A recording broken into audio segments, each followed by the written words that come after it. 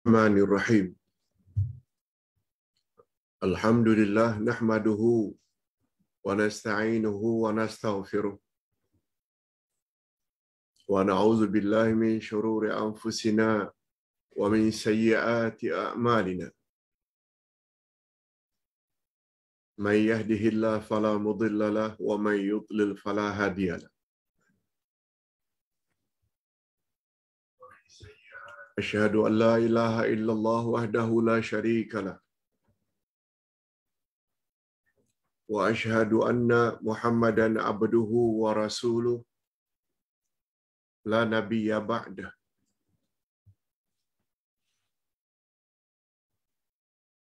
Allahumma salli wa sallim ala nabiyyina Muhammad wa ala alihi wa sahbihi ajma'in, amma ba'd.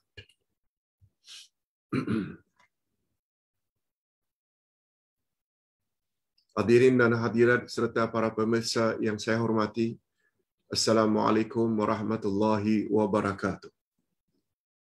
Alhamdulillah, di pagi hari yang mulia lagi penuh berkat ini, hari Jumaat, sekali lagi kita telah diberi oleh Allah taufiknya, restunya, izinnya untuk mendalami selok-belok agama.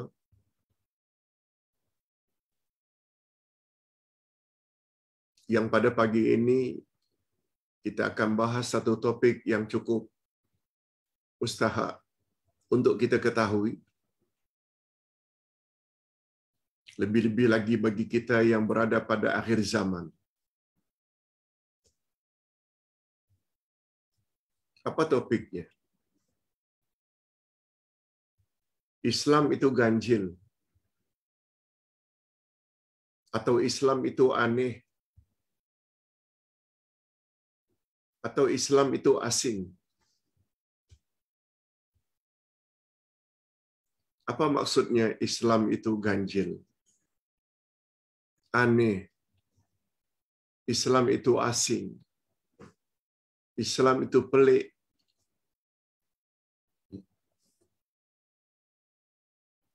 Di mana peliknya? Di mana asing, aneh dan ganjil? Dalam masa 1 jam ini, insya Allah kita akan bahas topik ini.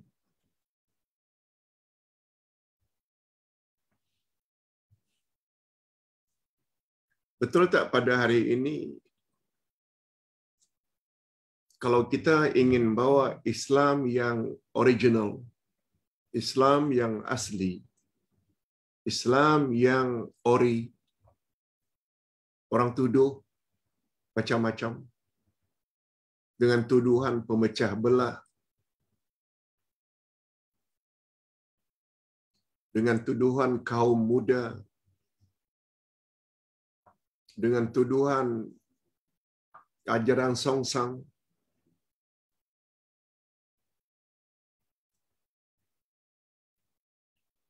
Padahal cukup dalil dan hujahnya.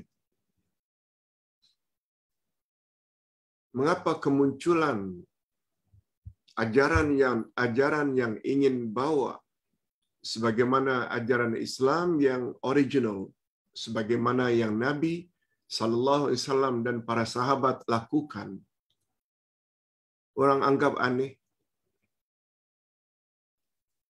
orang anggap asing, pelik? Ini jawabannya. Dengar baik-baik. Ustaz teruskan sebagai mukaddimah. Islam mula-mula muncul di zaman jahiliyah, dianggap ganjil, dianggap pelik dan ganjil, dianggap asing. Ketika Islam itu muncul mula-mula dibawa oleh Nabi Muhammad sallallahu alaihi wasallam. Mengapa demikian? Karena Nabi Muhammad sallallahu alaihi wasallam membawa ajaran jauh berbeza dengan ajaran yang menjadi keyakinan pada zaman tersebut. Zaman tersebut menyembah berhala. Di zaman tersebut berkeyakinan Tuhan itu ramai dan banyak. Di zaman tersebut masalah zina dianggap biasa. Minum arak, berjudi dianggap biasa. Berperang sesama sendiri itu sudah lumrah. Tiba-tiba Nabi Muhammad sallallahu alaihi wasallam bawa ajaran sembahlah Tuhan yang Maha Esa. Dan Tuhan tu tak nampak pula. Ganjil tak? Di mata orang-orang Arab jahiliyah. Jangan berjudi, jangan berzina, jangan minum arak. Sedangkan mereka dah terbiasa dengan amal-amal itu. Kedatangan baginda Rasul sallallahu alaihi wasallam dianggap ganjil, aneh, pelik, asing.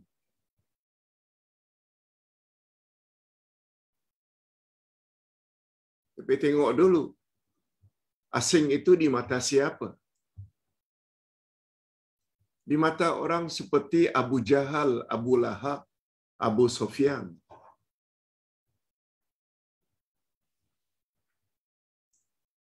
Atas dasar itu Nabi Muhammad sallallahu alaihi wasallam mereka panggil sebagai penyair gila. Karena orang dah mula ikut Muhammad. Muhammad dikatakan tukang sihir.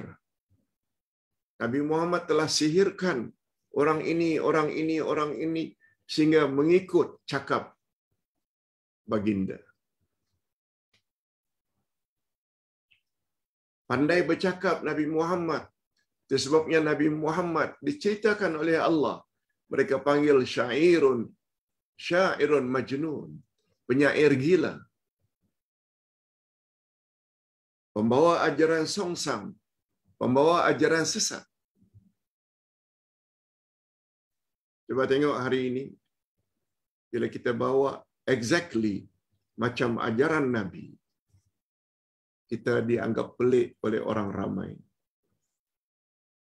Kita dituduh pemecah belah umat.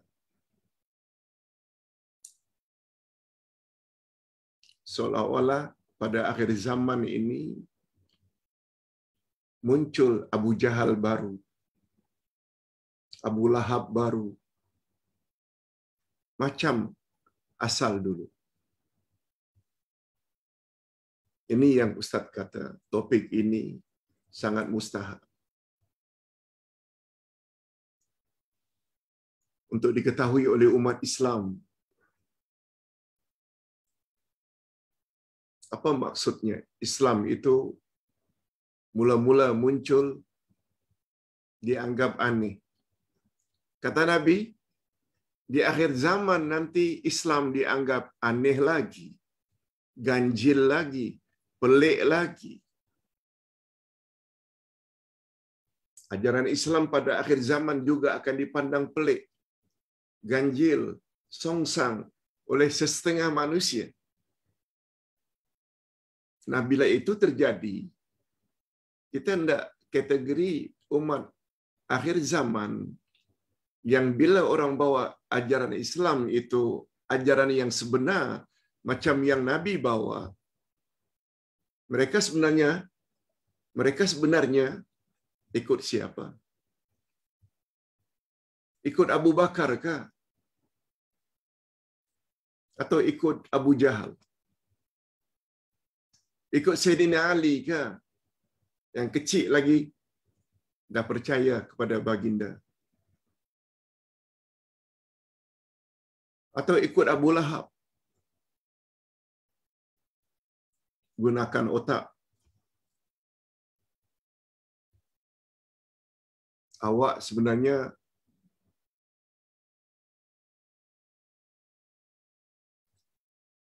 bersikap seperti sikap siapa? sikap Abu Bakar ke Umar ke Osman ke Ali ke, atau Abu Jahal, Abu Lahab, Abu Sufyan.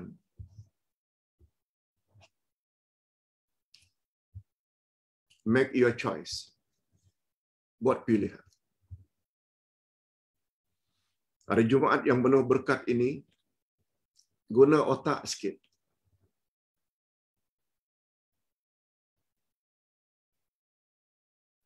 Nak ikut penceramah-penceramah yang membawa hujah dalil Quran dan Sunnah, menyebut ayat sekian, surah sekian, menyebut ini hadis, derjatnya sahih, atau mau ikut penceramah-penceramah hanya bercakap saja. Paling-paling jawabannya, saya ikut tuan guru, saya ikut nenek moyang. Bila ikut nenek moyang, itulah jawaban orang-orang Arab Jahiliyah. Apabila Nabi Muhammad sallallahu alaihi wasallam ajak mereka kembali kepada atau sembahlah Allah, berimanlah kepadaku, aku diutus oleh Allah untuk membimbing kamu menuju hidayah. Apa jawaban Abu Jahal, Abu Lahab? Tidak. Kami hanya akan ikut apa yang kami warisi dari nenek moyang. Exactly. Itu jawaban setengah umat Islam hari ini.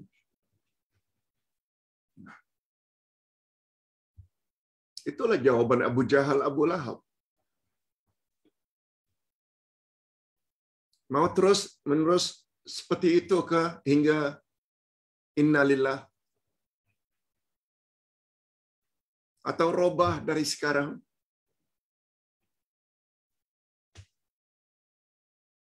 Nabi Muhammad sallallahu alaihi wasallam bersabda, apa kata Nabi? Sungguh beruntung orang yang dianggap ganjil dan pelik itu. Nah, orang yang dianggap ganjil dan pelik itu yang membawa ajaran seperti ajaran Nabi Muhammad dianggap pelik pada akhir zaman. Kata Nabi, jangan fras, jangan give up. Kamulah orang yang beruntung.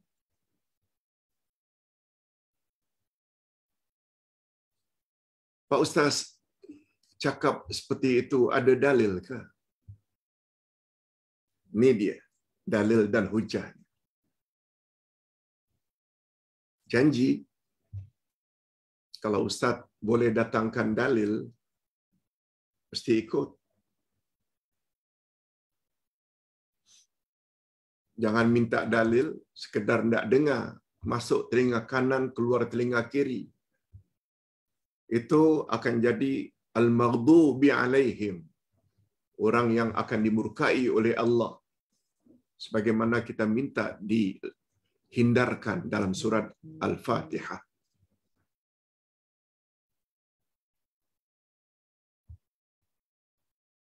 Jadilah golongan siratal mustaqim. Yang mau dengar,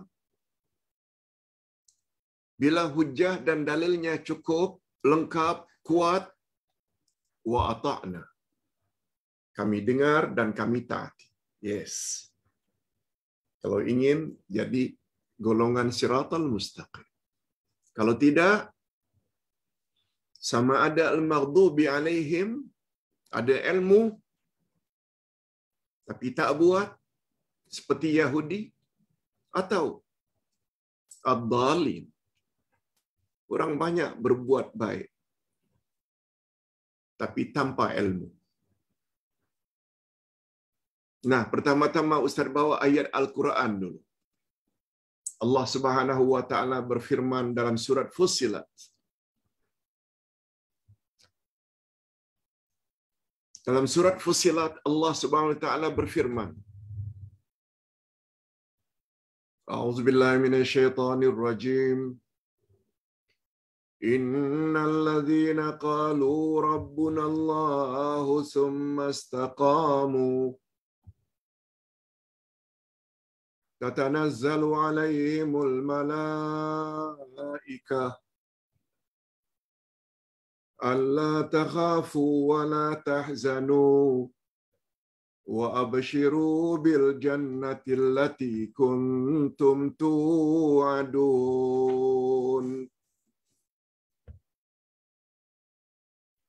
Sesungguhnya orang-orang yang mengatakan Tuhan kami adalah Allah,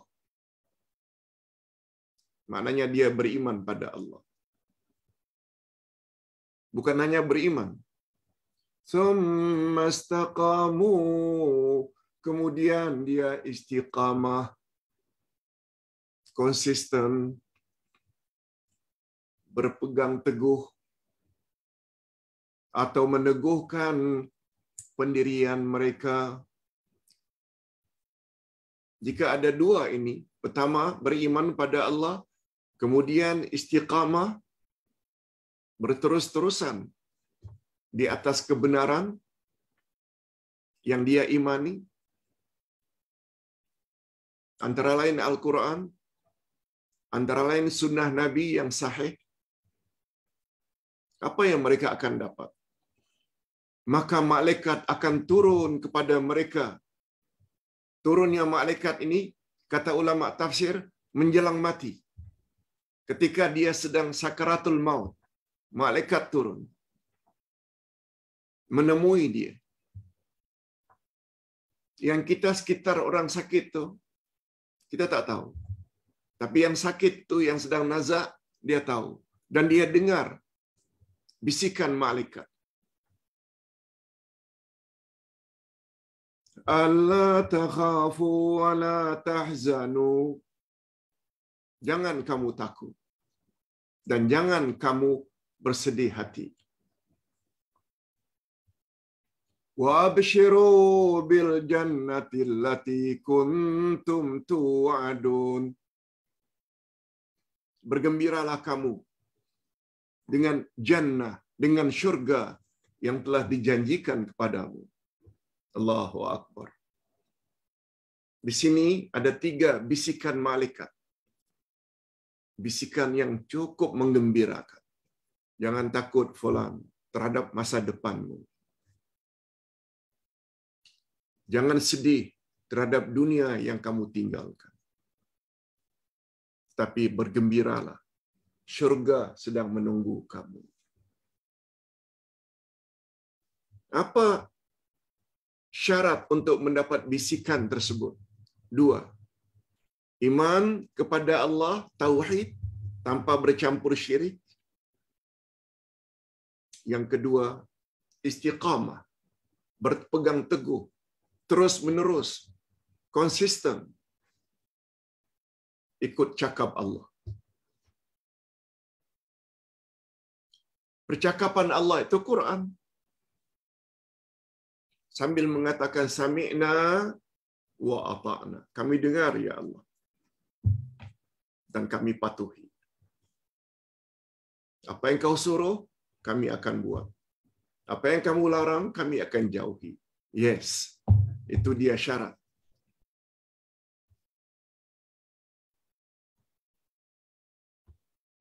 Malah ada ulama tafsir yang menafsirkan ayat ini. Bukan hanya ketika sakaratul maut. Tapi malaikat itu membisikkan 3 bisikan itu pada 3 ketika. 3 timing. Ketiga-tiga timing itu cukup kritikal. Pertama, menjelang mati. Sakaratul maut. Kita dah sebut. Yang kedua, ketika kita berhadapan dengan malaikat mukar wa nakir di alam kubur. Malaikat akan defend kita. Malaikat akan bela kita. Nah, yang ketiga, malaikat akan mendampingi kita ketika di padang mahsyar. Ketika amal kita ditimbang oleh Allah. Yang ketika itu kita sangat takut. Malaikat akan bisik, jangan takut. Jangan sedih. syurga menunggu kamu. Allahu Akbar. Ini baru namanya pelajaran agama. Lengkap dengan hujah dan dalil. Okey, sekarang kita tambah satu. Hadis yang diriwayatkan oleh Imam Muslim.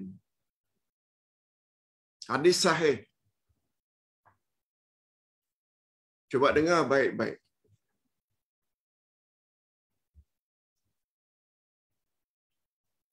Supaya jangan dikira ustaz mereka-reka. Ustaz bukan cakap saja. Ustaz tulis.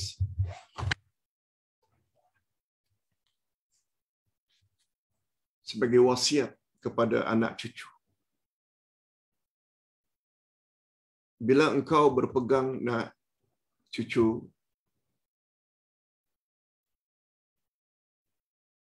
dengan ajaran Islam yang sebenarnya, yang berdasarkan Quran dan Sunnah Nabi, tak mustahil engkau akan dianggap orang pelik nak, ganjil, aneh. Sabar. Ini wasiat yang ke-48. 2 kali atau 2 topik lagi akan berakhirlah buku ini. Buku wasiat setebal hampir 300 muka surat. Wasiat yang ke-48. Islam itu ganjil, Islam itu asing, Islam itu aneh. Supaya anak cucu di belakang hari, kalau kita sudah tidak ada lagi di bumi ini, tapi di alam kubur, mereka akan ingat wasiat ini. Apa kata Nabi?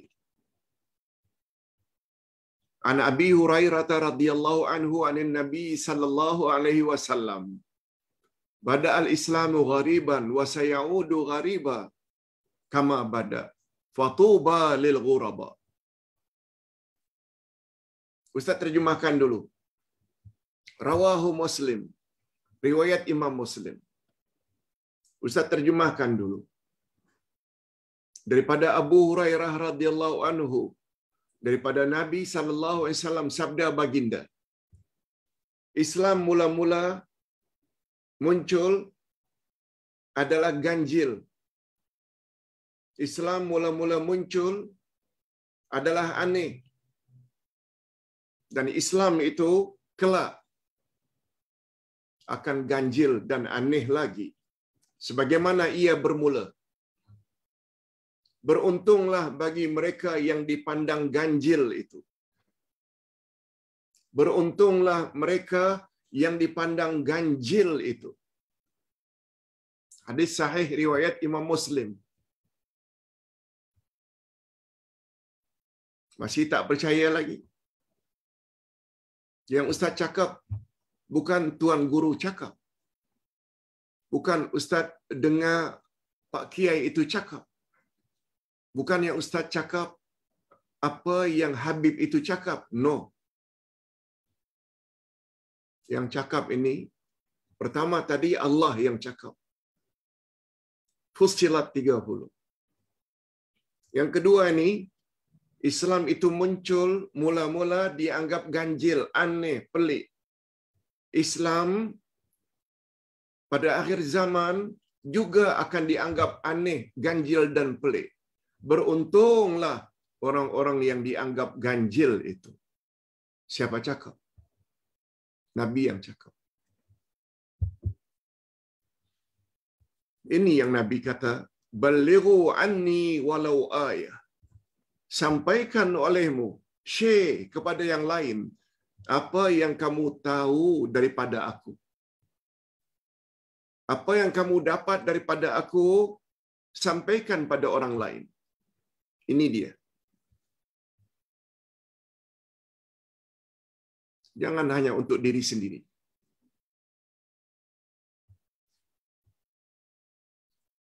Itu namanya selfish, pentingkan diri. Padahal kita ada ayah, ada ibu, ada abang, ada kakak, ada adik, ada uncle, ada auntie, ada kawan-kawan kesayangan. Kita tak share, salah. Itu sebabnya semalam, alhamdulillah, sungguh banyak orang yang telefon Ustaz dari berbagai negeri. Penang, Kedah, Perlis, Kelantan, Kuantan. Puluhan orang minta supaya add mereka, masukkan mereka dalam grup. Alhamdulillah, Ustaz dah masukkan. Ustaz tanya mereka, dari mana tahu? Number Ustaz. Kami selama ini, Ustaz, telah dikirim oleh kawan-kawan baik kami. Share YouTube, Ustaz. Dan kami merasa tertarik untuk langsung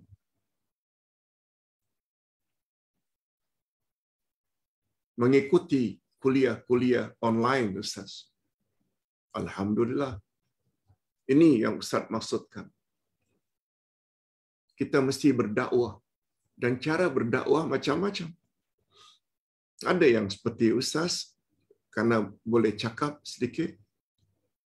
Ada ilmu sedikit yang telah ditulis, sampaikan. Kita yang tak dapat bercakap, kita share saja YouTube. Kita belikan buku, bagi. Kita share pada grup. Itu semua dakwah. Berdakwahlah semampu yang boleh. Terima kasih puan-puan yang telah share sehingga banyak yang tertarik. Semalam saja lebih dari 10 orang minta Ustaz masukkan ke dalam grup. Itu bermakna dakwah anda telah berhasil. Mudah-mudahan kita sama-sama layak memasuki syurga Allah, syurga Firdaus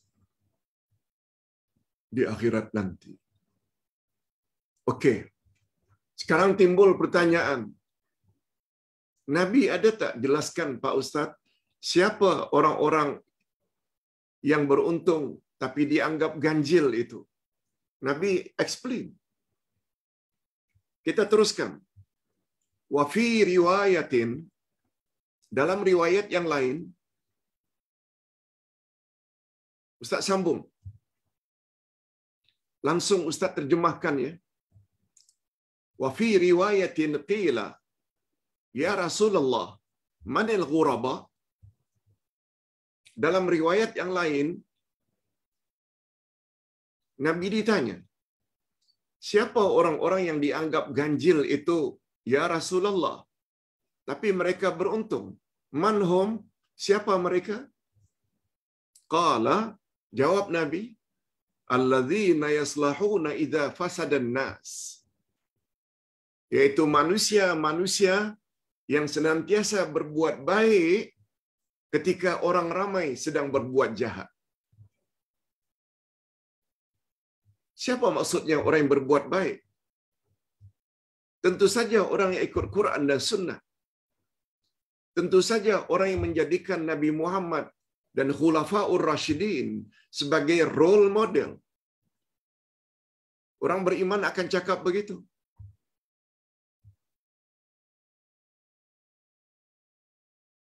Bukan orang yang ikut Abu Jahal, Abu Lahab. Bukan.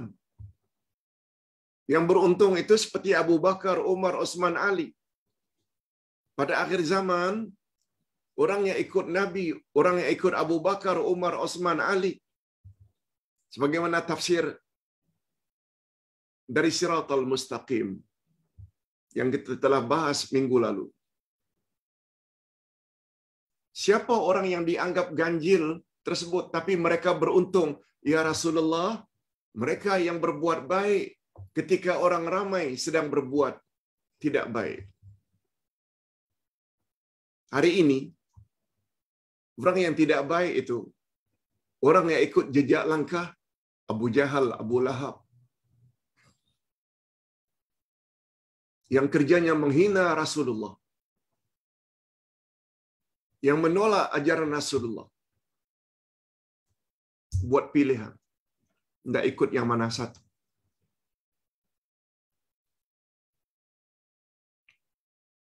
Wa fi riwayatin, dalam riwayat yang lain, Nabi jawab lain lagi. Nabi jawab lain lagi. Yaslahuna ma afsadan nasu min sunnati. Ini lagi clear. Orang yang dianggap aneh tapi beruntung itu. Orang yang senantiasa berbuat baik ketika banyak manusia menentang sunnahku. Sunnahku. Siapa yang menentang sunnah hari ini? Siapa yang tidak suka bila kita sebut ini sunnah Nabi?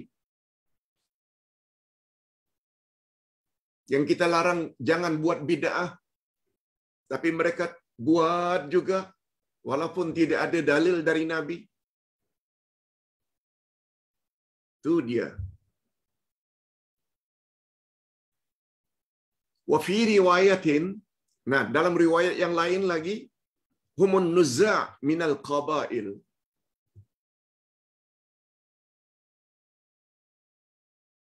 Yaitu mereka orang yang dipulaukan oleh orang ramai.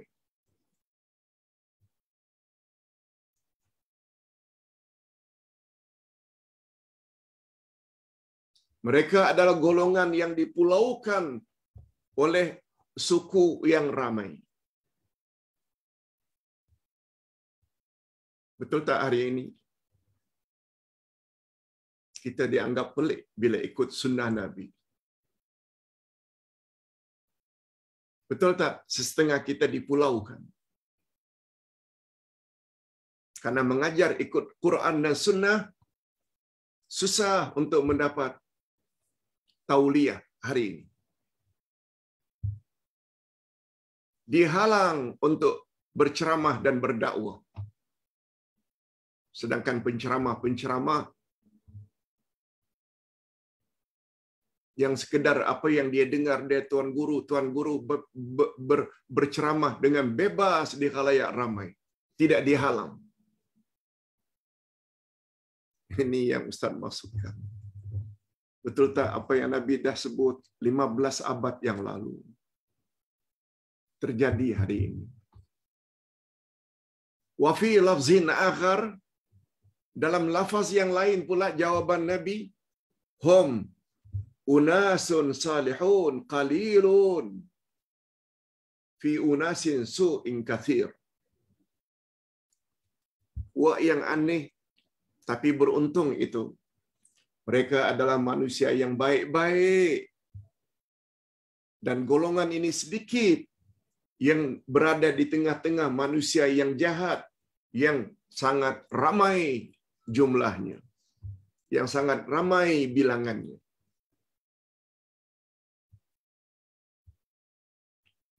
Bapak-bapak dan ibu-ibu tahu kan, minggu hadapan akan ada perkampungan sunnah yang ke-7 yang diadakan di Perlis. Negeri kecil, tapi dapat mufti yang begitu berani menyampaikan kebenaran. Kali ini perkampungan sunnah yang ke-7. Ustaz diminta untuk terlibat dalam program tersebut.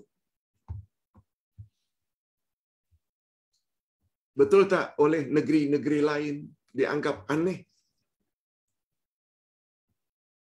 Betul tak dianggap aneh? Apa ni ada perkampungan sunnah? Jangan lupa ikuti. Itu di antara golongan kecil yang dianggap ganjil. Tapi kata Nabi, itulah golongan yang beruntung. Itulah golongan yang beruntung. Tuba. Tuba maknanya beruntung. Walaupun mereka itu sedikit.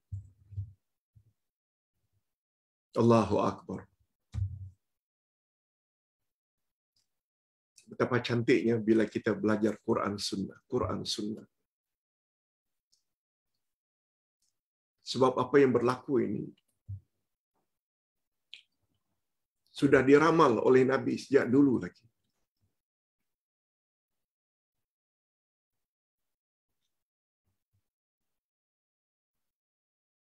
Tetapi gara-gara tidak banyak tahu tentang Quran dan Sunnah Nabi, Quran hanya dibaca saja tapi tidak difahami, apalagi Sunnah Nabi, mereka tidak dapat panduan. Mengapa kita boleh sabar menghadapi tuhmahan dan fitnahan orang? Mengapa kita boleh sabar? Karena kita faham ini. Kita dengar cakap Allah, kita dengar cakap Rasul. Ini yang membuat kita jadi kuat. Tidak lekas fras. Tidak lekas putus asa. Tidak lekas give up. Okey. Sekarang kita akan lihat pula pencerahan. Sebenarnya dalam pencerahan ini, Ustaz dah sebut pun semuanya tadi. Bila ditanya pula, Pak Ustaz, mengapa Nabi jawab dengan berbagai-bagai jawapan? Sebab Nabi Muhammad sallallahu alaihi wasallam adalah orang yang bijak. Jawaban Nabi senantiasa bersesuaian dengan background. Jawaban Nabi biasanya senantiasa sesuai dengan latar belakang orang yang bertanya. Sama halnya ketika Nabi ditanya, setelah baginda buat statement, umatku akan berpuak-puak menjadi 73 puak. 73. 72 daripadanya tempatnya neraka. Kecuali satu. Nabi ditanya, "Man hum ya Rasulullah?" Siapa mereka ya Rasulullah? Pertama Nabi jawab, "Al-Jamaah." Mereka itu suatu grup.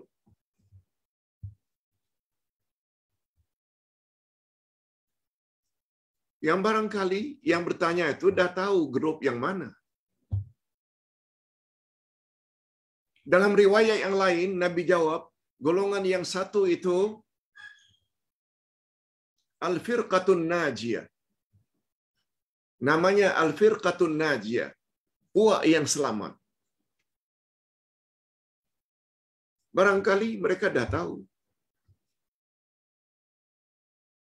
Nah, yang paling masyhur jawaban Nabi ketika ditanya siapa golongan yang satu itu ya Rasulullah. Nabi jawab dengan lebih clear, "Ma ana alaihi wa ashabi." Golongan yang satu itu hanya mereka saja yang layak masuk syurga. Hanya mereka saja yang layak terhindar dari neraka.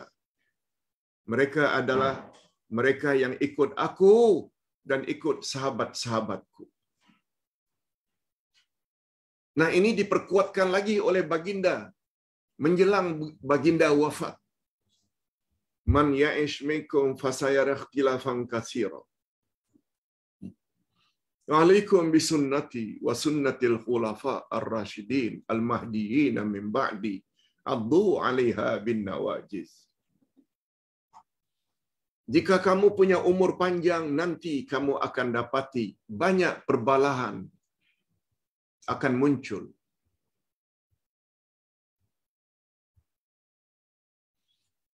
Jika muncul zaman itu dan kamu ingin selamat, ikutlah sunnahku dan sunnah khalifah-khalifah ar-Rashidin sesudahku. Gigit sunnah-sunnah kami dengan gerahammu. Maknanya pegang kuat-kuat. Nabi ada mention. Selain kita pegang sunnah Nabi Muhammad, juga sunnah Abu Bakar, Umar, Osman, Ali.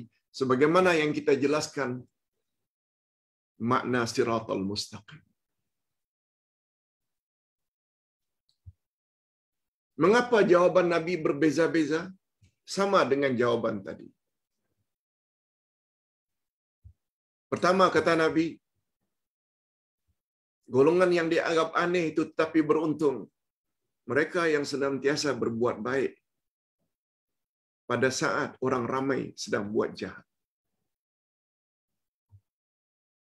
Jawaban Nabi yang kedua, golongan yang dianggap aneh tapi beruntung itu, mereka yang berpegang kepada sunnahku,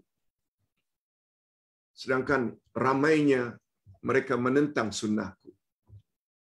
Selanjutnya kata Nabi, golongan yang dianggap aneh itu tapi selamat, mereka golongan yang sedikit, yang dipulaukan oleh orang ramai. Mudah-mudahan penjelasan Ustaz ini dapat difahami. Mudah-mudahan kita berdoa, Allahumma ja'alna minhum. Ya Allah, masukkanlah kami ke dalam golongan yang sedikit itu, walaupun dianggap aneh,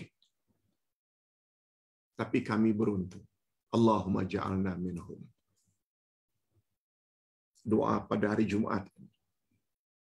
Mudah-mudahan dikabulkan oleh Allah Azza wa Jalla. Kita teruskan.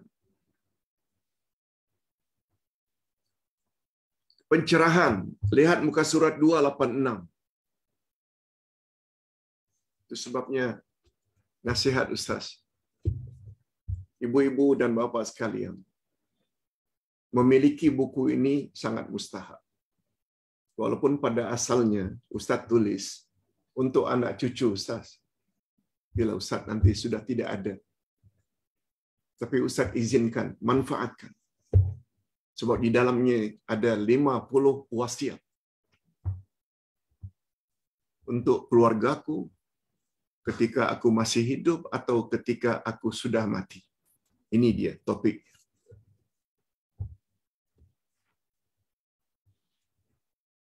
Pencerahan terhadap ayat Quran dan hadis Nabi tadi. Para muhaddisin, iaitu ulama hadis berkata, yang dimaksudkan dengan ghuraba, yaitu manusia yang aneh dan ganjil itu, adalah mereka yang istiqamah, yaitu berpegang teguh dengan ajaran agama. Itu makna istiqamah. Bukan istiqamah dalam dosa.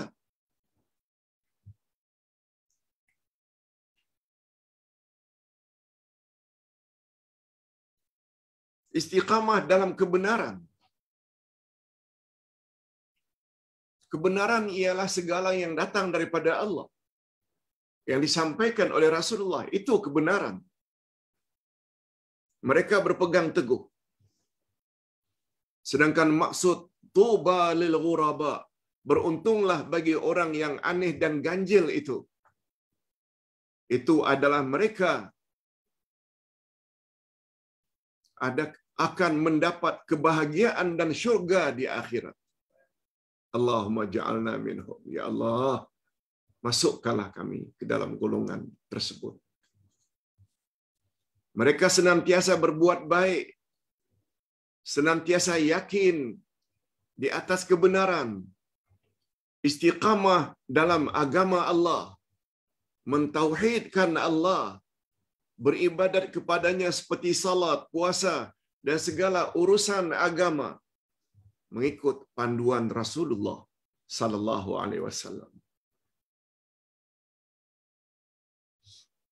Terdapat tak pada hari ini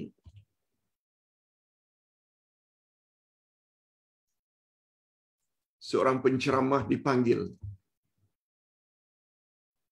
oleh pihak penguasa, termasuk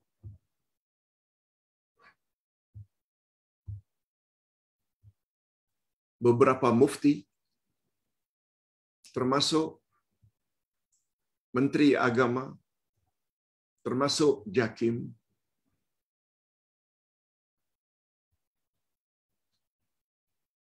Beliau ditanya, mengapa memberi ajaran kononnya roh boleh berpindah-pindah kepada orang lain?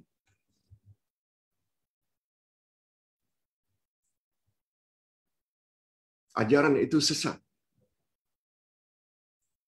Sebab itu membawa makna fahaman reinkarnasi. Incarnation. Dan fahaman reinkarnasi, incarnation, itu adalah pahaman Hindu yang roh boleh berpindah-pindah kepada orang lain. Itu bercanggah dengan Al-Quran dan Sunnah Nabi. Oh, saya tak tahu. Saya hanya menyampaikan saja sebab saya dengar dari guru saya.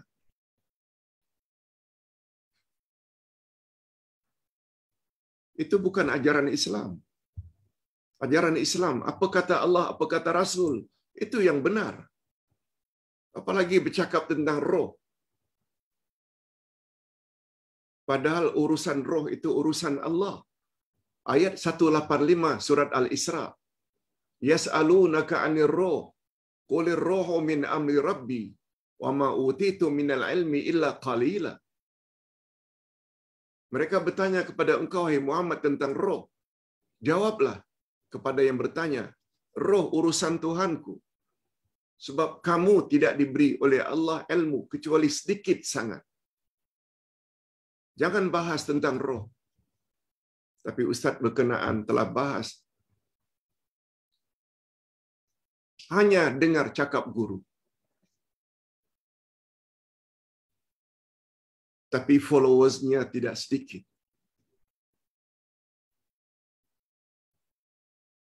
Lihat sekian ramai orang jadi sesat akibat mengajar sesuatu tidak dari sumber yang dijamin oleh Allah. Sebagaimana sabda Nabi, aku tinggalkan 2 pedoman untukmu, wahai umat. Selagi kamu berpegang teguh kepada kedua-duanya, kamu tak akan sesat selama-lamanya. Quran dan sunnahku. Nabi tidak sebut, selagi kamu berpegang kepada tuan guru. Bukan begitu cakap Nabi.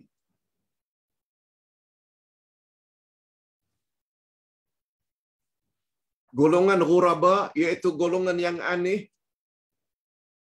dengan maksud istiqamah inilah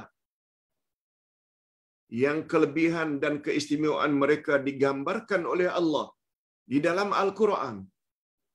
Golongan inilah yang istiqamah di atas kebenaran digambarkan oleh Allah pada ayat 30 surat Fussilat tadi.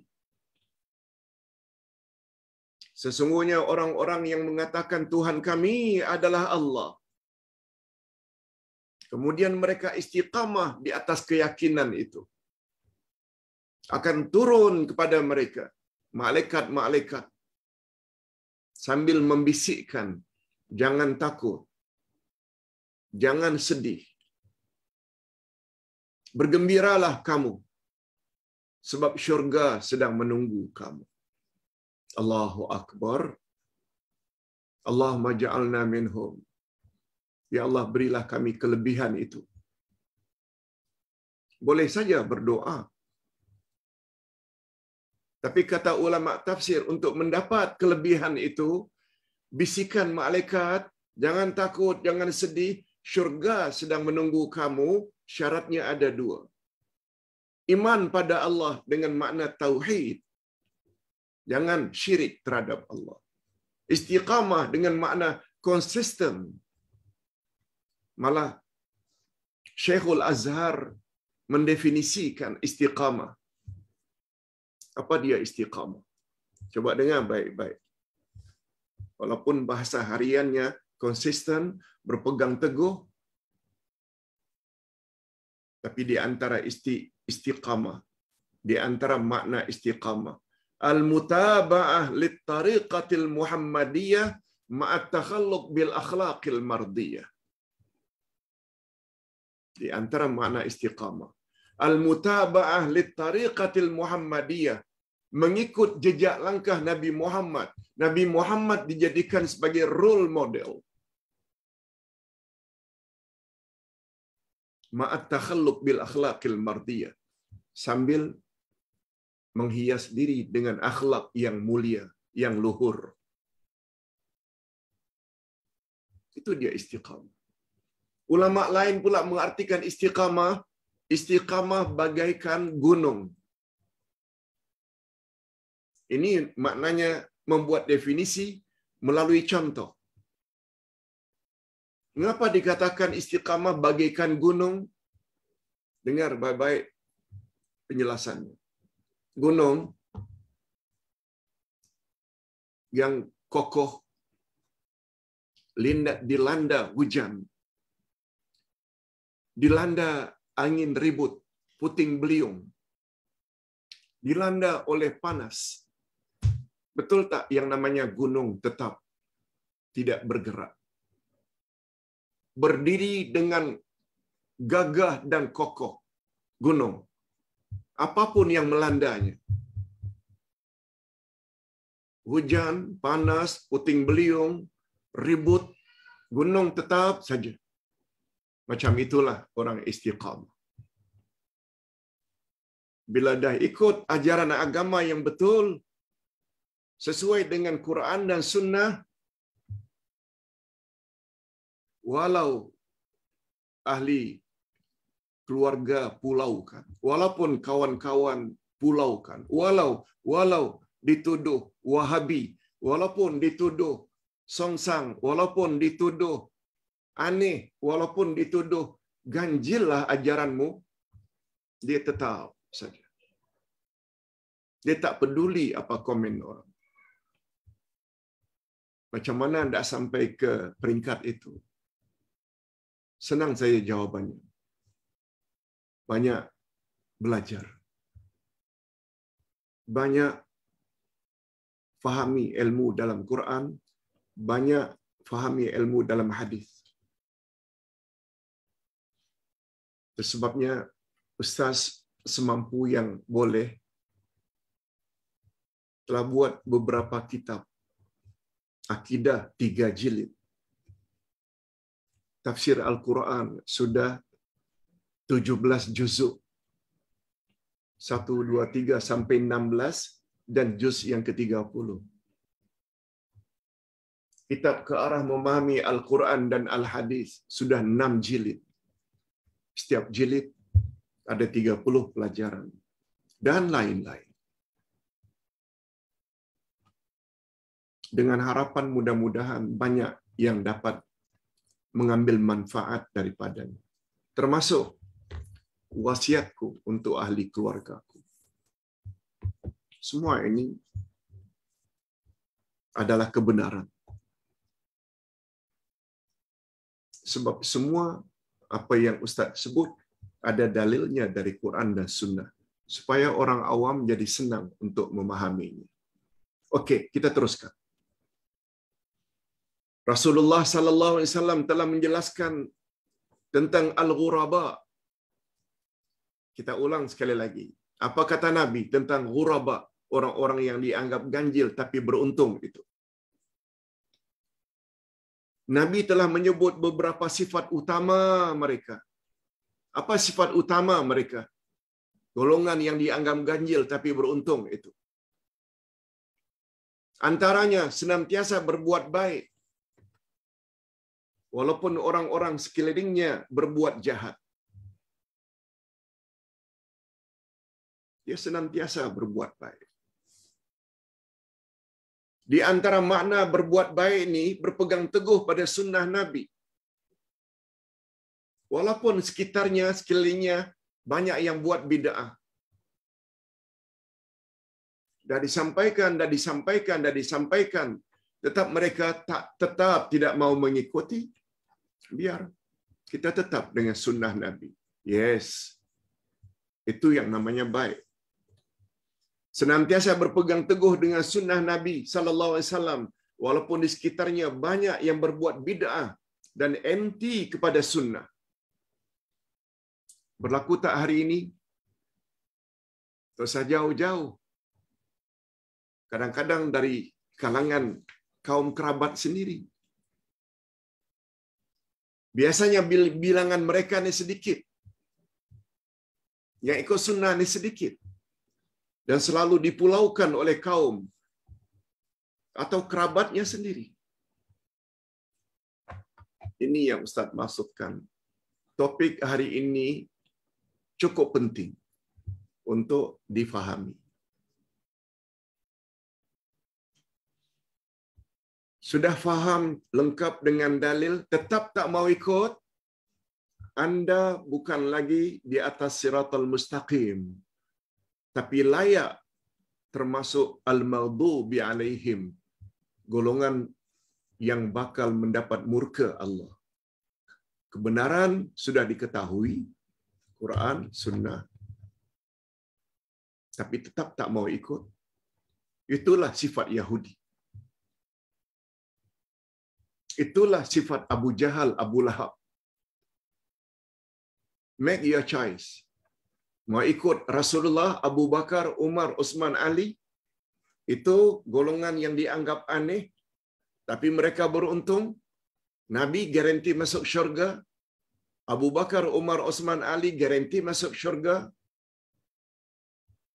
Ikut Abu Lahab, Abu Jahal, golongan yang confirm masuk neraka gara-gara menentang ajaran Rasulullah. Make your choice. Gunakan akal yang waras. Kalau anda orang yang berpendidikan, yang senantiasa punya slogan, show me the proof. Mengapa show me the proof? Dalam hal-hal dunia saja. Tapi dalam agama, pakai balun saja. Sebelum terlambat, pikir baik-baik. Anda boleh tidak percaya dengan Uday, sebab Uday tidak maksum. Tapi Uday telah sampaikan lengkap dalilnya dari Quran dan Sunnah. Tetap tidak mau ikut, itu bermakna Anda telah menolak Al-Quran dan telah menolak Sunnah Nabi. Memang nampaknya menolak Abdullah Yasin, tapi pada hakikatnya menolak kalamullah dan menolak kalamur Rasul. Sungguh berbahaya. Mereka tidak terpengaruh dengan bilangan orang yang menyokong suatu kebenaran.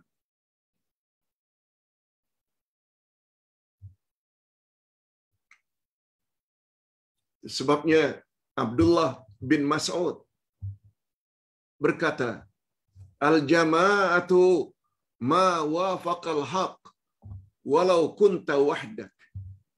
Ahlu sunnah wal jamaah, puak yang selamat, yaitu puak yang menepati kebenaran walaupun dia seorang diri. Seorang diri. Tengah-tengah orang ramai yang buat bid'ah. Dia tetap dikatakan ahlu sunnah wal jamaah. Ustaz pinjam kata-kata Abdullah bin Mas'ud, sahabat Nabi. Abdullah Yasin menyampaikan saja. Hakikat ini dijelaskan oleh Allah sendiri dalam firman-Nya. Ustaz baca surat Al-An'am ayat 116. Wa in tuti' aktsara man fil ard yudilluka an sabilillah. Cuba dengar baik-baik. Ustaz tulis. Jika kamu mematuhi orang ramai, majority, itu yang kamu ikut, itu yang kamu follow. Jika kamu mengikuti, mentaati kebanyakan manusia di atas muka bumi, niscaya mereka akan menyesatkan kamu dari jalan Allah. Yudilluka an sabilillah. Apa pengajaran yang dapat diambil dari ayat ini? Kebenaran tak semestinya disokong oleh orang ramai.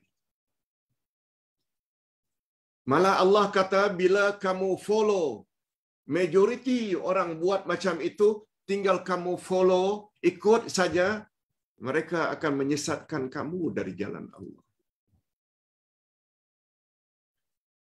Ini memberi makna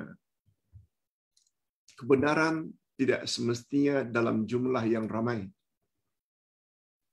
Walaupun kebiasaannya, yang ramai orang buat itu adalah benar. Itu kebiasaan.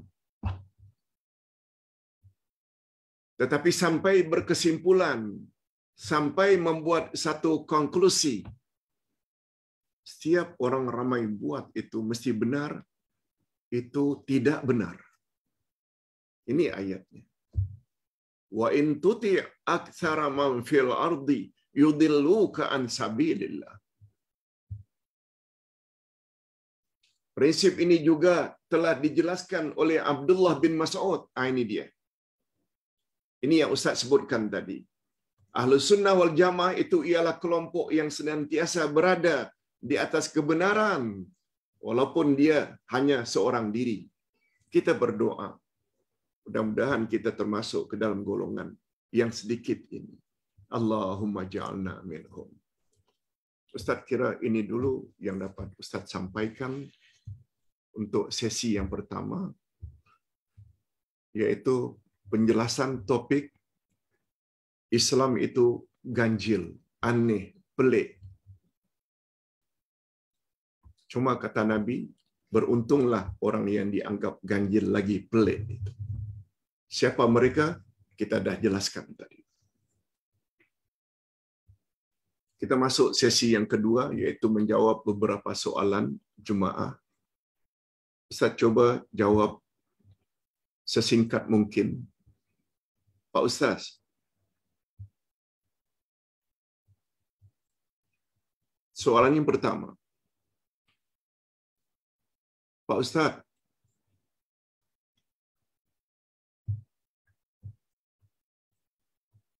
dalam Quran ada satu surah Humazah yang berbunyi A'udzubillahi minasyaitonirrajim bismillahirrahmanirrahim. Wailul likulli humazatil lumazah. Kecelakaan besarlah bagi orang yang mencaci dan mengeji. Kecelakaan yang besarlah terhadap orang-orang yang suka mengumpat dan mencela. Allazi jama'a malahu wa 'addadah. Yang mengumpulkan harta dan berulang-ulang menghitung kekayaannya. Yahsabu annama lahu akhlada. Dia menyangka bahwa hartanya itu dapat mengekalkannya dalam dunia ini. Yang bertanya bawa 3 ayat ini dalam surat Humazah. Pertanyaannya, saya mohon penjelasan Pak Ustaz.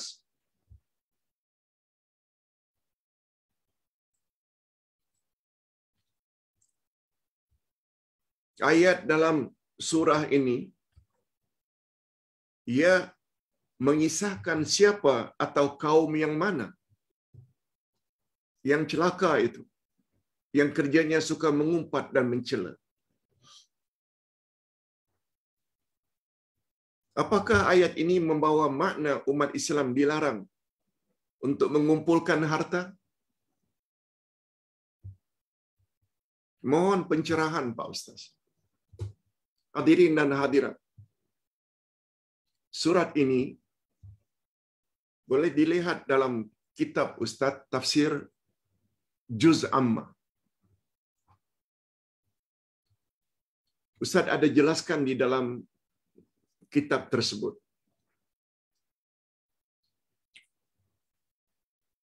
Seorang musyrikin penyembah berhala yang bernama Walid bin Mughirah suka mencaci Rasulullah. Ini yang kita sebut tadi. Selain Abu Jahal, Abu Lahab, Abu Sufyan, Al-Walid bin Mughirah adalah orang yang sangat kuat menentang Nabi Muhammad sallallahu alaihi wasallam. Dia mencaci, mencela Rasulullah. Rasulullah digelarnya sebagai pembawa ajaran sesat, pembawa ajaran songsang. Di mata Al-Walid, apa yang Nabi bawa ini aneh. Nabi Muhammad juga digelar sebagai syairun majnun, penyair gila. Nabi Muhammad juga digelar sebagai sahirun, tukang sihir. Ini ada kaitan pertanyaan ini dengan topik kita pada hari ini. Mengapa Nabi Muhammad dianggap ganjil? Yang selama ini menyembah Tuhan yang banyak dan nampak pula patungnya, tiba-tiba Nabi ajar sembah Tuhan yang Maha Esa dan Allah Maha Ghaib. Tak boleh berzina, berjudi, minum arak, sedangkan mereka biasa buat itu. Nabi Muhammad suruh tutup aurat, padahal mereka dah biasa dedah aurat wanita-wanita mereka.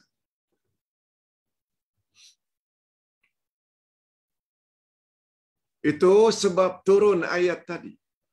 Kecelakaan besarlah terhadap orang yang mencela dan mengumpat Nabi.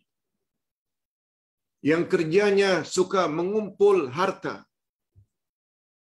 Dan kerjanya dilalaikan oleh mengumpul harta dan mengira hartanya dapat membuat dia kekal hidup abadi di dalam dunia. Karena harta. Okey, Ustaz jelaskan itu dulu.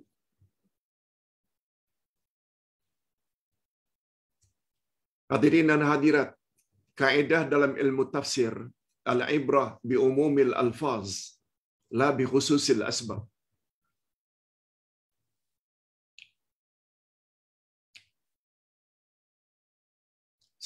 Segala pengajaran dalam Quran adalah seumum lafaznya.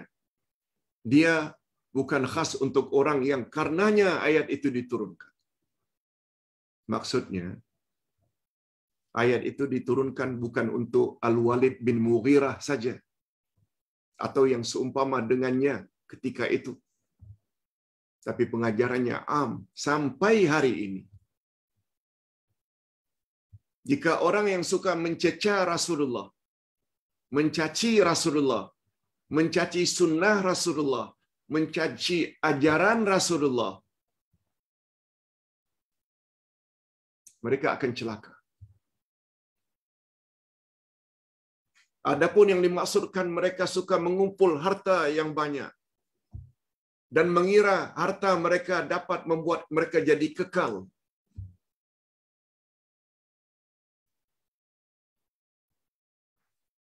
Bukan terbatas kepada Al-Walid bin Mughirah saja. Siapa saja hari ini. Coba lihat berapa banyak orang-orang yang punya duit berbilion-bilion. Hasil dari rasuah. Islam tidak larang mencari rezeki. Islam tidak larang kita jadi orang yang kaya. Tapi ingat sabda Nabi. Talabul halali faridatun ala kulli muslim.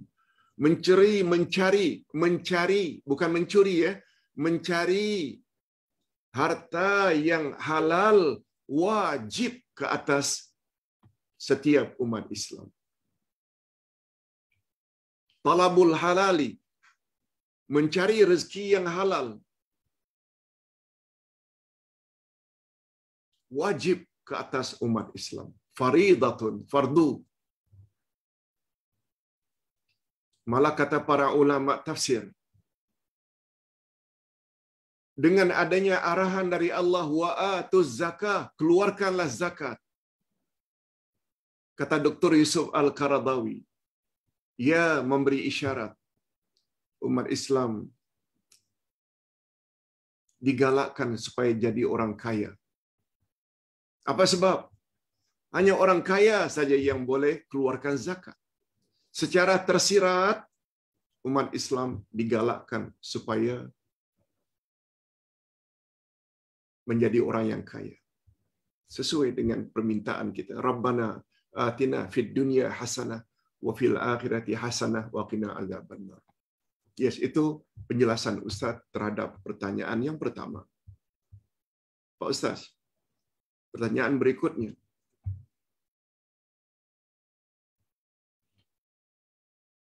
Ada seorang penceramah berkata, jika seseorang itu berkorban keluar negara karena ingin cari harga korban yang murah, sikap itu dapat merosakkan keikhlasan. Ada yang komen macam itu, Pak Ustaz. Tolong beri pencerahan atau tolong Pak Ustaz beri pendapat. Hadirin dan hadirat. Ustaz tidak setuju dengan komen seperti ini.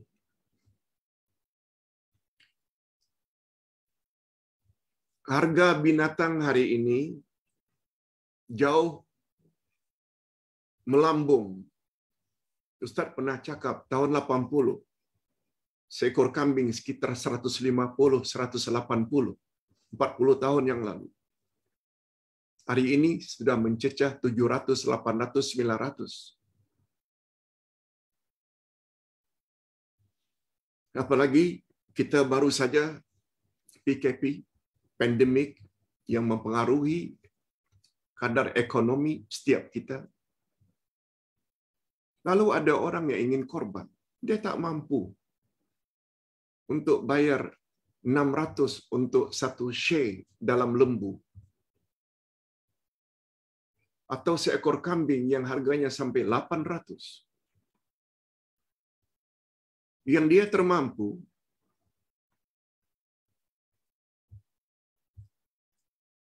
korban yang harganya sekitar 350, 300. Tapi itu di Vietnam, tapi itu di Kamboja, tapi itu di Syria. Lalu dia buat apa yang dia termampu. Lalu kita pertikaikan pula keikhlasannya. Yang menilai seseorang ikhlas tak ikhlas itu adalah Allah, bukan kita. Salah-salah berdosa kita. Apalagi Allah Subhanahu wa taala berfirman dalam Al-Qur'an, surat At-Taghabun ayat 15, "Ittaqullaha mastata'tum." Bertakwalah kamu sesuai dengan kemampuanmu. Ayat 286 Al-Baqarah, "La yukallifullahu nafsan illa wus'aha." Manusia tidak diberatkan kecuali apa yang dia termampu. Itu yang dia termampu. Cuma untuk luar negara. Allah terima.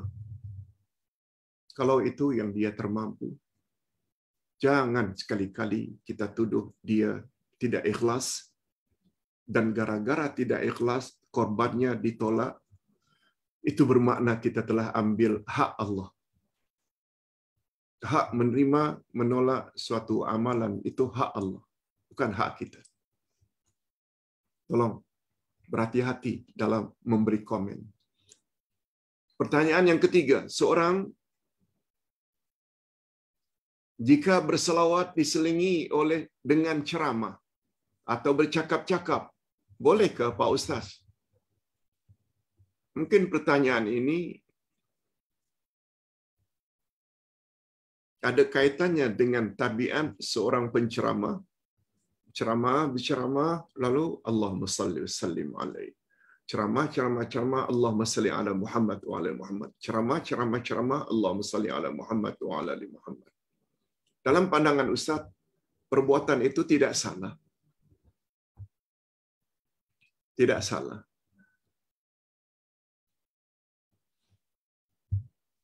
Yang salahnya jangan sampai terpedaya dengan banyaknya selawat orang berkenaan, kononnya semua yang beliau kata itu benar. Kecuali apa yang beliau kata itu merujuk kepada kalamullah dan kalamur Rasul. Memperbanyak selawat memang disuruh. Dan bersalawat tidak semestinya berterus-terusan. Boleh diselang-selingi dengan ucapan perkataan dalam ceramah. Cuma Ustaz ingin ingatkan, jangan sampai gara-gara mulutnya banyak berselawat, lalu semua yang dia ucap itu adalah benar. No. Ukuran kebenaran sampai di mana konten ceramah itu sesuai atau tidak dengan Al-Quran dan Sunnah Nabi.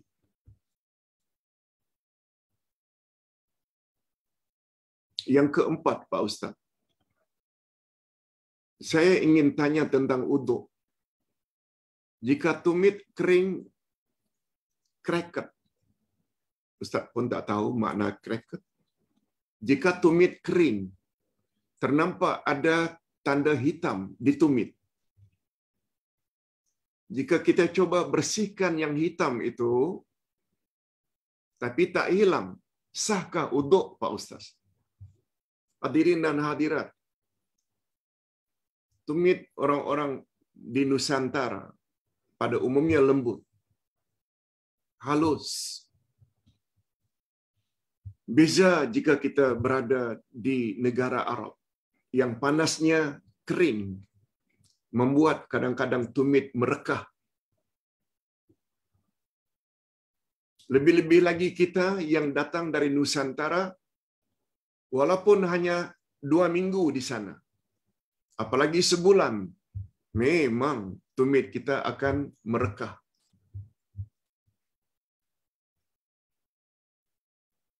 Karena panasnya. Tapi setelah balik, belum lama lagi, baru seminggu, hilang semua yang merekah. Taruhlah, andai kata, sebagaimana yang ditanya tadi, merekah, ada tanda hitam. Kita coba untuk hilangkan, tak hilang juga. Lalu kita ambil uduk. Sah uduknya. Jangan ragu.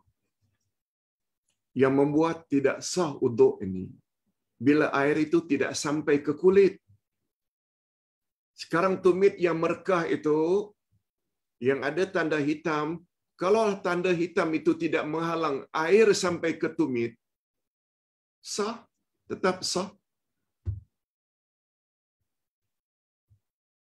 Itu sebabnya apabila kita pakai inai, orang Arab, inai mereka bukan hanya di tangan,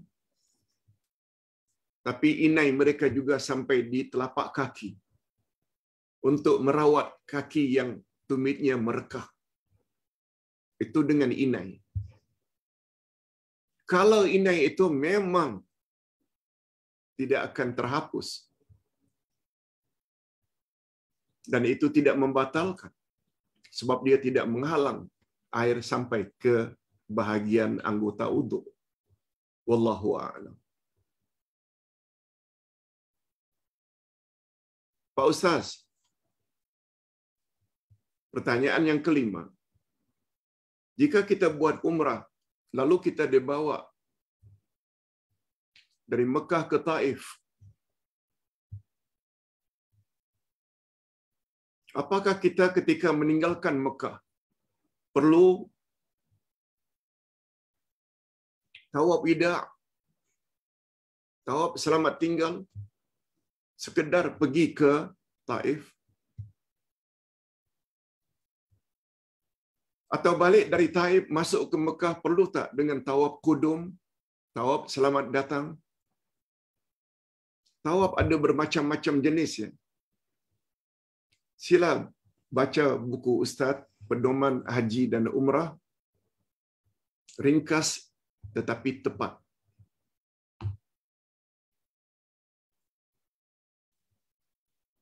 Hadirin dan hadirat, tawaf ada beberapa jenis. Ada namanya tawaf ifadah, itu tawaf haji. Ada namanya tawaf umrah. Ada namanya tawaf tahiyatul masjid. Masuk Masjidil Haram, tahiyatul masjidnya bukan salat 2 rakaat. Tapi tahiyatul masjid untuk Masjidil Haram adalah tawaf. Ada namanya tawaf nazar. Boleh. Ada namanya tawaf qudum, tawaf selamat datang. Ada namanya tawaf wida, tawaf selamat tinggal. Kembali kepada pertanyaan, perlukah kita meninggalkan Mekah hanya pergi ke Taif? Dan Taif itu di luar tanah haram. Kita perlu tak tawaf wida? Atau dari Taif balik ke Mekah, perlu tak tawaf qudum? Para ulama berbeza pendapat dalam hal ini. Para ulama berbeza pendapat dalam hal ini. Nasihat Ustaz, apabila kita mampu, buatlah kalau mampu. Sebab ada ulama mengatakan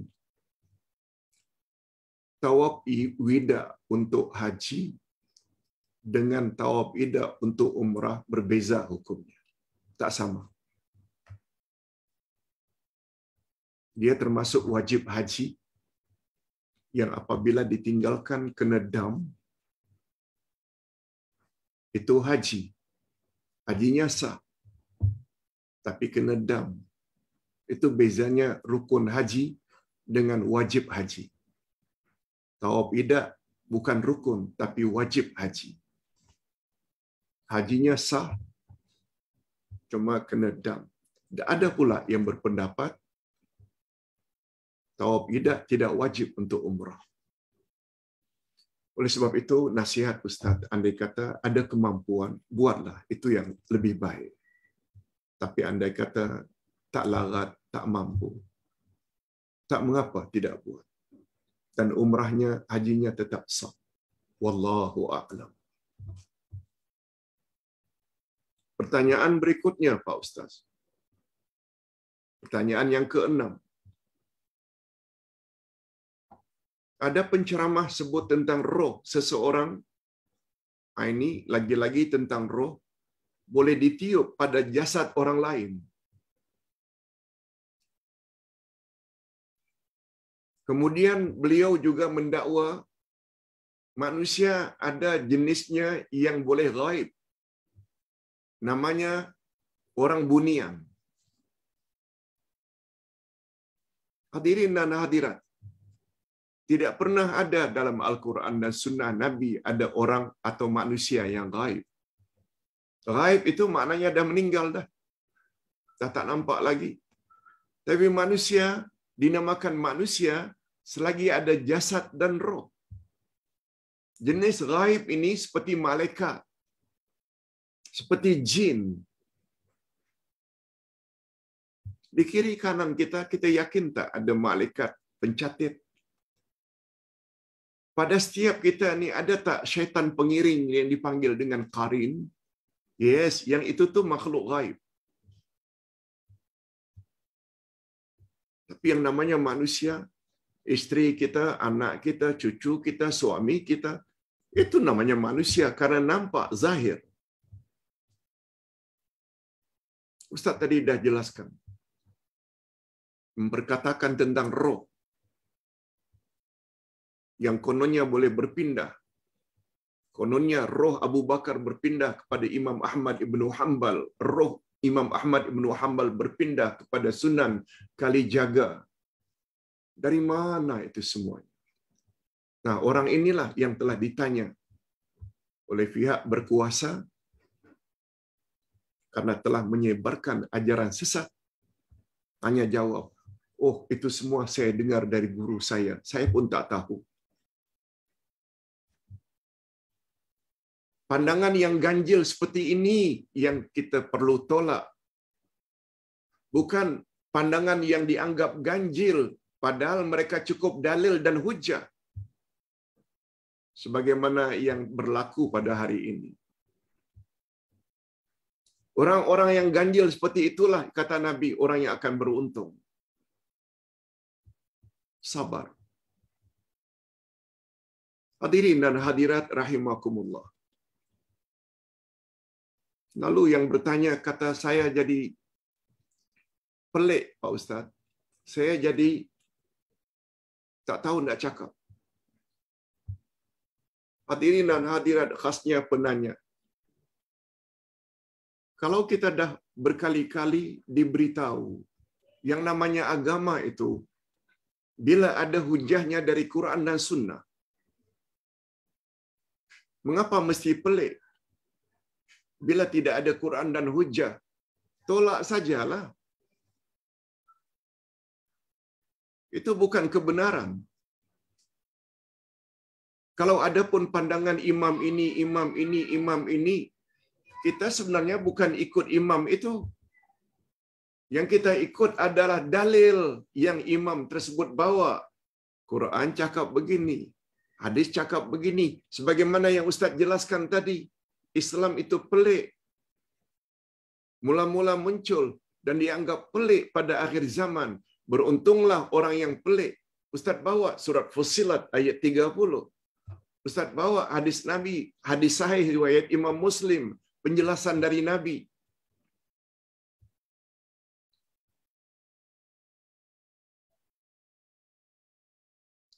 Kalau bapa-bapa dan ibu-ibu ikut apa yang Ustaz sebut, bukan bermakna ikut Ustaz, bukan.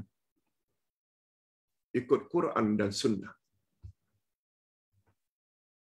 Mengapa mesti pelik? Pelik itu karena mereka tak tahu prinsip. Kebenaran agama itu, agama yang ori itu, agama yang mana? Apalagi kata Nabi, al-ulama'u warasatul anbiya. Ulama itu adalah penerus tugas nabi-nabi. Tugas nabi-nabi menyampaikan kebenaran yang datang daripada Allah. Dan nabi pula maksum. Dan bukan namanya ulama apabila menyampaikan ajaran tidak berpandukan apa kata Allah, apa kata Rasul. Tak layak dikatakan ulama. Ustaz berusaha ingin menyampaikan ajaran Islam yang sebenar. Kepada jemaah yang baru join, Ustaz ucapkan ahlan wa sahlan wa marhaban bikum. Welcome ke dalam majlis seperti ini. Dengar cakap Ustaz, dengar dalil-dalilnya dan ikut. Kalau apa yang Ustaz cakap tak bawa dalil, jangan ikut. Senang saja.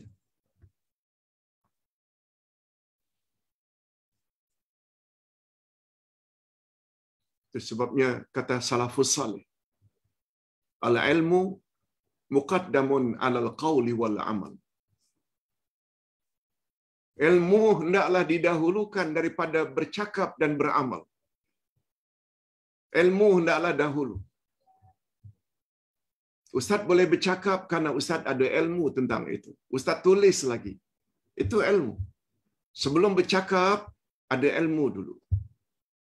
Sebelum beramal, ada ilmu dulu. Sehingga kata salafus salih, al-ilmu imamun wal amalu tabi'uh. Ilmu itu adalah imam. Imamul amal. Ilmu itu adalah imam bagi amal. Dan amal adalah makmum. Kalau amal itu makmum, maknanya amal itu follow ilmu.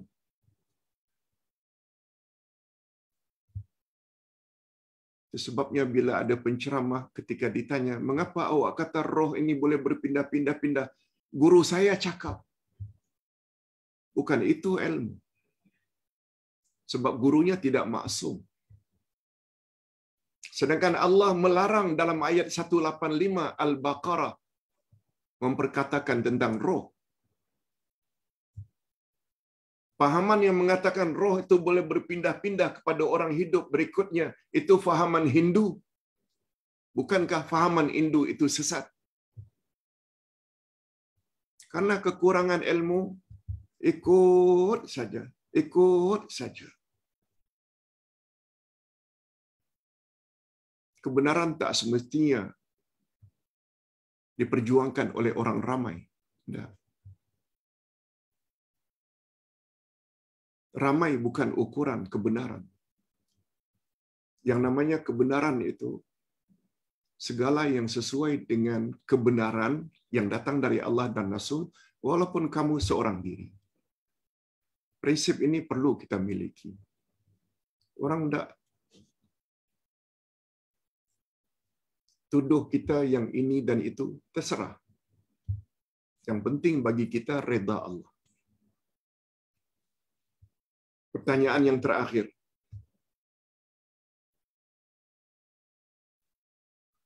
Kawan saya selalu bersedekah. Ini pertanyaan terakhir. Yang ketujuh. Kawan saya selalu bersedekah. Tetapi setiap sedekah dia cakap, tolong doakan saya ya dan ahli keluarga saya supaya sehat.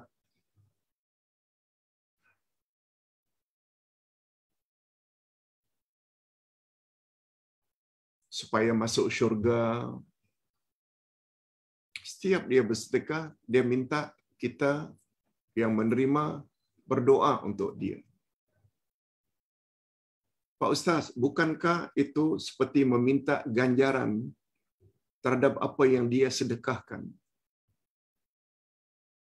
Bukankah itu membawa makna dia tidak ikhlas? Hadirin dan hadirat rahimakumullah.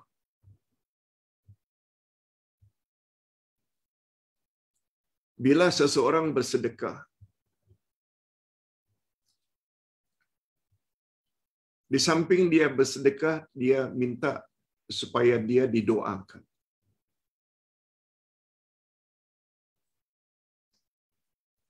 Hadirin dan hadirat, mendakwa orang yang berbuat demikian kononnya tidak ikhlas. Jangan.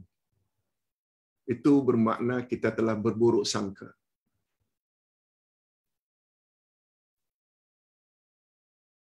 Imam Ahmad Ibnu Hanbal berkata, ikhlas itu adalah rahasia Allah. Ikhlas itu rahasia Allah. Dengan kata lain, hanya Allah saja yang tahu. Sebab ikhlas itu urusan hati. Itu sebabnya, jangan lupa petang nanti, jam 5 suku, 5.15. Bukan 5.30 ya, 5.15. Sebab hari ini asar lebih awal dan maghrib juga lebih awal dari biasa. 5.15 petang ini, hari Jumaat, kita akan belajar akidah. Topiknya jenis-jenis ibadat. Ada yang kata 4, ada yang kata 5. Satu di antara jenis-jenis ibadat adalah ibadat hati. Di antara ibadat hati sekian banyak, namanya ikhlas. Dia ibadat, tapi dalam hati. Itu sebabnya kata Imam Ahmad, ikhlas itu adalah rahasia Allah. Macam mana kita menilai pula? Sedangkan kita memang dibolehkan untuk saling doa-mendoakan. Tolong doakan saya ya. Apalagi dia tahu Nabi SAW pernah bersabda,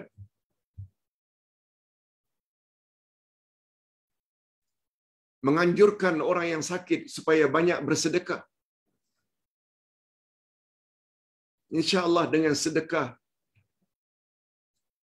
dapat merawat sakit atau menyembuhkan penyakit kita dengan izin Allah. Berkat sedekah. Lalu sambil bersedekah, minta tolong doa kepada orang berkenaan supaya dia cepat sehat. Bagi Ustaz, tidak ada masalah. Tidak ada masalah. Tentang ikhlas itu urusan dia dengan Allah. Jangan kita buat tuduhan yang bukan-bukan. Mudah-mudahan apa yang Ustaz sampaikan pada pagi yang penuh berkat ini, sama ada sesi pertama di bawah tajuk Islam agama yang ganjil, aneh dan pelik. Beruntunglah orang yang dianggap pelik itu, kita termasuk ke dalam golongan yang dianggap ganjil, pelik tapi beruntung. Yang kedua, Ustaz juga sudah jawab semampu yang Ustaz boleh terhadap 7 pertanyaan. Dan terakhir kita ikuti dengan doa. Dan Nabi bersabda pada hari Jumaat, ada satu ketika tidak seorang pun yang berdoa kecuali Allah kabulkan doanya. Para ulama berbeza pendapat tentang timing pada hari Jumaat itu. Kita mohon, mudah-mudahan permohonan kita dikabulkan oleh Allah. Alhamdulillahirabbil alamin. Wassalatu wassalamu ala asyrafil anbiya'i wal mursalin wa ala alihi wa sahbihi ajma'in. Rabbana ighfir lana dzunubana wa liwalidina warhamhum kama rabbawna shighara. Rabbana hab lana min azwajina wa dzurriyyatina qurrata a'yun waj'alna lil muttaqina imama. Rabbana la tuzigh qulubana ba'da idh hadaitana wa hab lana min ladunka rahmah innaka antal wahhab. Ya Allah, ampunkanlah dosa kami dan dosa kedua ibu bapa kami masing-masing dan berilah mereka rahmat-Mu ya Allah sebagaimana mereka telah didik kami sejak dari kecil. Ya Allah, berilah kami pasangan hidup dan zuriat keturunan yang menyedapkan pandangan mata dan hati kami dan jadikanlah kami pemimpin bagi orang-orang yang bertakwa.